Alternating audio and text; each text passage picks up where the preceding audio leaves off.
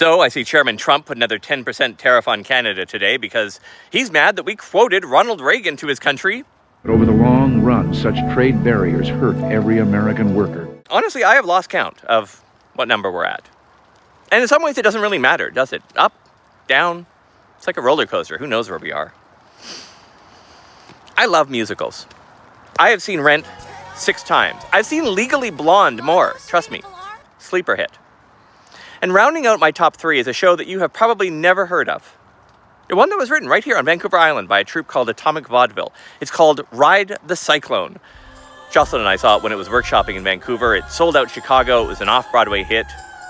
It's about 6 kids, all members of the St. Cassian High School Chamber Choir of Uranium, Saskatchewan. The show starts, they are at a carnival. They are about to board an aging roller coaster called the Cyclone. Now, if you think you might see this show, swipe away, leave, because I'm about to spoil the main plot line. They're dead. They're all dead. They're all dead. They get on the roller coaster, they get to the top, the front axle breaks, hurtling them all to their death. This happens in the first 2 minutes of the show. And then you're sailing through space, you don't know up from down, and you feel a little strange. They end up in limbo between life and death. And they're facing a fortune-telling machine named the Amazing Karnak. He tells them that one of them, and only one, gets to come back to life. But to earn it, they each have to tell a story. So they sing, they plead, they joke, they remember who they were, who they wanted to be. It's tragic and weird and funny and touching. By the end, you realize it's not about death at all. It's about how people react when the ride breaks, and the only thing left keeping them upright is each other. These tariffs, they are a roller coaster. But Trump has forgotten one critical point in his strategy: the Canadian spirit. And the one defining characteristic of our nation, that even in the worst of times, we do not give up on each other.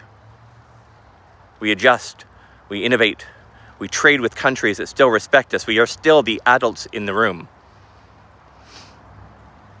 The high school choir kids are dead. Reagan's dead. Our relationship with the United States is dead. The only one who doesn't seem to know it is the guy still shaking the controls, yelling about how great the view is from the top of the roller coaster.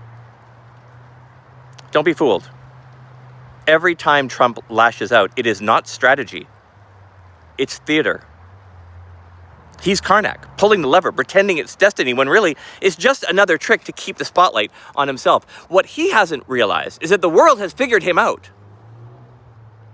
He's a blowhard. Nothing more.